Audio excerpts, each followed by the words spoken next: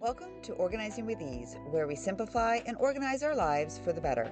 I'm Deanna Mall, your host, ready to lead you on a journey towards a more organized and enriching life. Together, let's explore practical strategies, inspiring stories, and expert advice to simplify every aspect of our lives. Let's declutter our spaces, free our minds, and cultivate genuine happiness. Are you ready to embark on this journey with ease? Let's get started. Sunday is the perfect day to reset, refocus, and prepare for the week ahead. Welcome back to Organizing with Ease. I'm your host, Deanna Mall, and today we're talking about one of the best ways to prepare for a smoother, more productive week, a Sunday checklist. If this is your first time tuning in, I welcome you. And of course, for my longtime listeners, it's always great to have you back. You know that feeling when Monday morning rolls around and suddenly everything feels chaotic? You're scrambling to figure out your schedule. Your kids, are you kidding? Are you getting your kids ready? Finding something to wear, or you realize oh my gosh, had that moment of, did I buy my groceries for the week? That's why having a Sunday checklist is really important. It eliminates the stress of last minute planning, so you start the week feeling calm and in control. Some of you might think, well, maybe not a Sunday, but hear me out. Sundays when you have a well-structured Sunday routine, it really does help reduce the stress for Monday. So there's no Monday morning stress as much. It does eliminate those last minute scrambles, which I've had as well. Trust me on that. I can tell you, rest assured, I've been there. It does save you time throughout the week because your meals, your clothes, and your to-dos are already set. And it also helps you stay on top of home organizing and having your personal goals. Here's a stat. Listen, this is from the Harvard Business Review. People who prepare for the week on Sundays experience 35% less stress and report being twice as productive. So for today, I figured we were going to cover what a Sunday checklist is all about and why it works, a step-by-step breakdown of tasks to include, how to customize it based on your schedule and needs, daily organization versus weekly planning, and what's the difference. And at the end, of course, I'm going to give you a challenge to help you try it out for the week. Let's get started. I'm excited. So what is a Sunday's checklist? Think of a Sunday checklist as your weekly reset button, a system that ensures your home, your schedule, and most importantly, mindset are ready for a smooth week ahead. It focuses on three main areas. You ready? Home organizing. It's a quick tidy up to start the week fresh.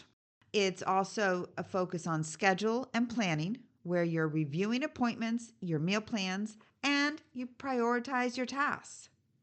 Also, it's a mindset and wellness. It's a mental refresh to focus on goals and, most importantly, self-care. People who do a weekly review and planning session on Sundays are 50% more likely to complete tasks on time and 40% less likely to experience midweek overwhelmed. Did you even realize that actually existed? But it really does. That midweek overwhelm. And that is from the Journal of Organizational Behavior. The key to success is to start before you're ready. Doesn't that sound good? I think that's a good one. Now, here we are. The step-by-step ultimate Sunday checklist. You don't need to spend hours getting ready for the week. You really don't. But if you have a well-structured checklist, it can be done within 60 to 90 minutes of the day. The key is to focus on small actions that make the biggest impact. So here we go. I'm going to give you steps. And then in each step, I'm going to share with you the minutes that it should take.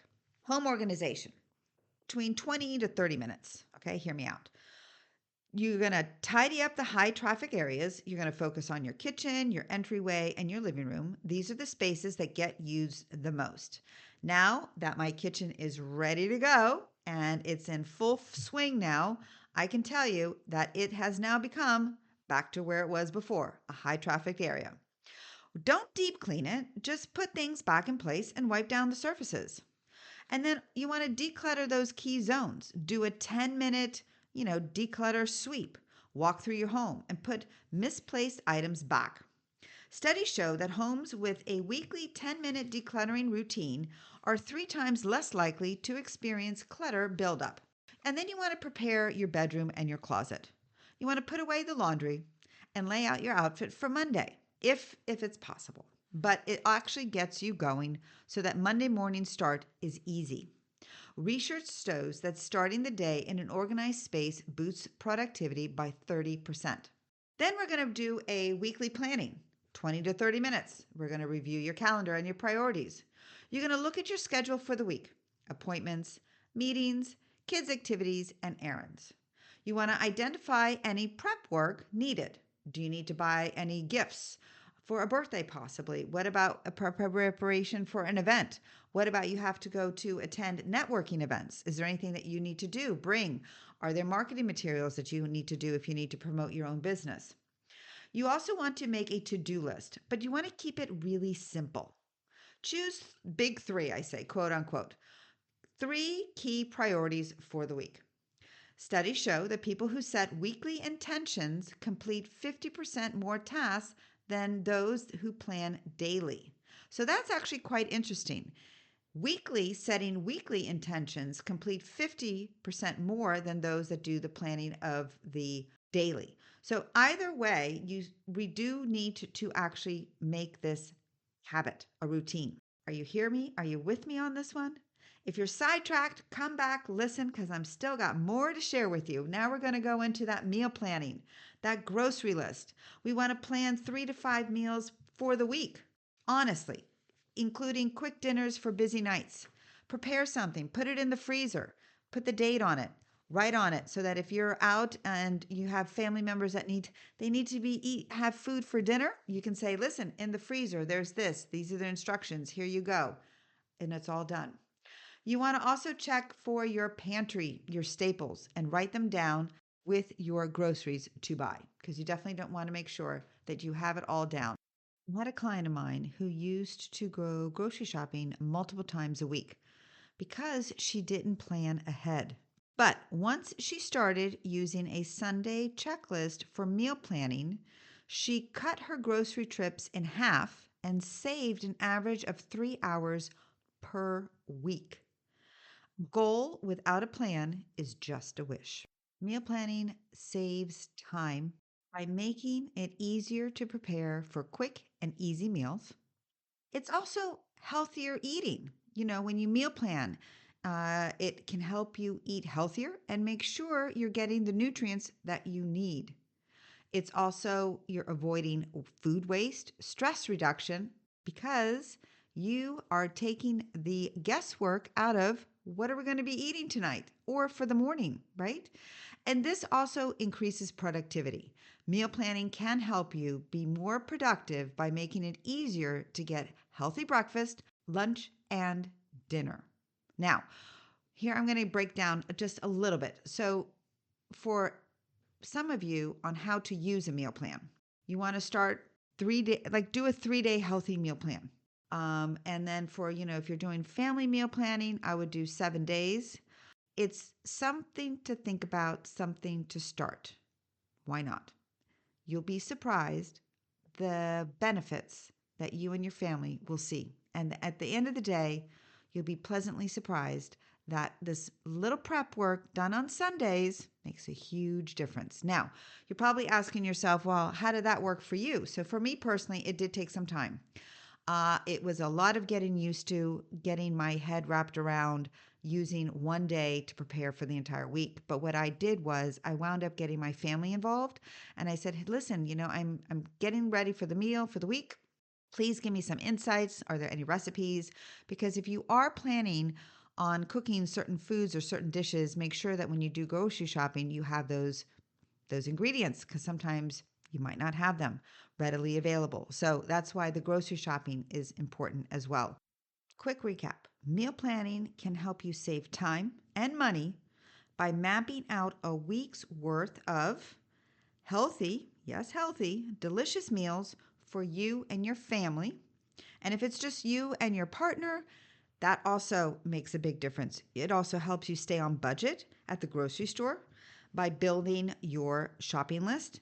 It minimizes cooking time by prepping some of those ingredients in advance and reusing leftovers. This is also a really good way for you to learn how to stock and inventory your pantry and your freezer. And why not? Why don't you get your kids involved?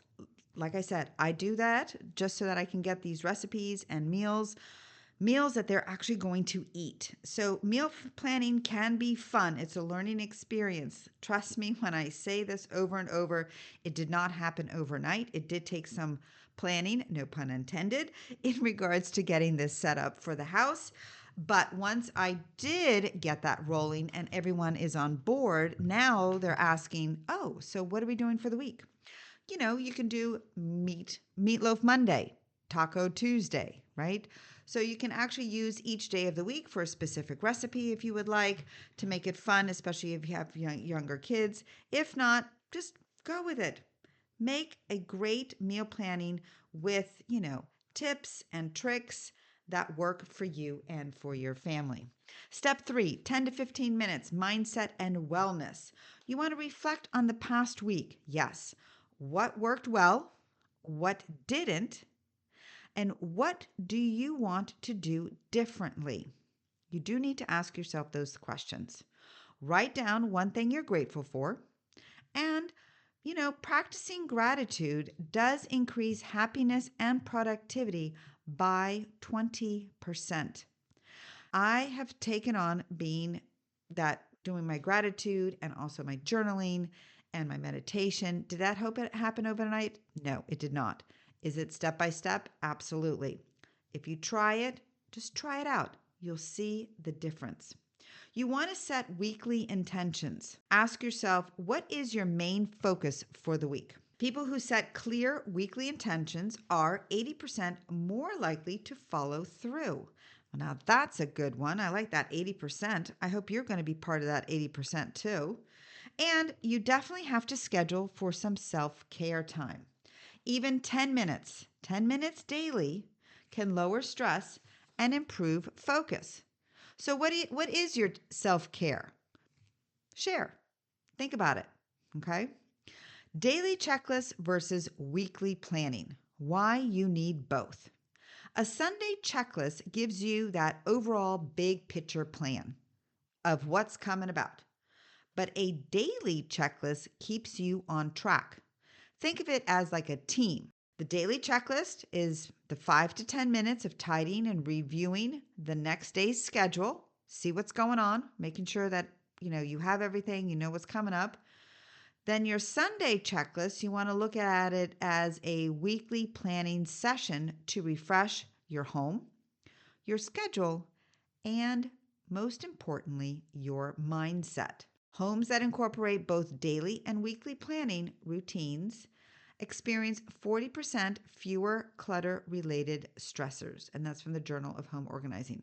Are you hearing how the statistics are really saying to us clearly that if we do these things, that it actually will help us in the long run? I do have a daily, weekly, and also monthly reset checklist, which I will actually attach to the show notes. It actually breaks down each of the areas within your home and areas of targeting so that you can use the daily and the weekly as the big picture, right? And making them both as a team, as I said. I'll give you a good example. I always like using the kitchen. It's because, again, it's the heart of the home. But if you do have a morning and nightly routine daily, it makes a difference for the week as well. I, of course, do not like to have dirty dishes in the sink. So my nightly is to clean all that out, wipe down the kitchen counter. Again, it's not even 5 to 10 minutes, right? But then for the weekly within my kitchen, I do try to go through my refrigerator and my pantry. Because why?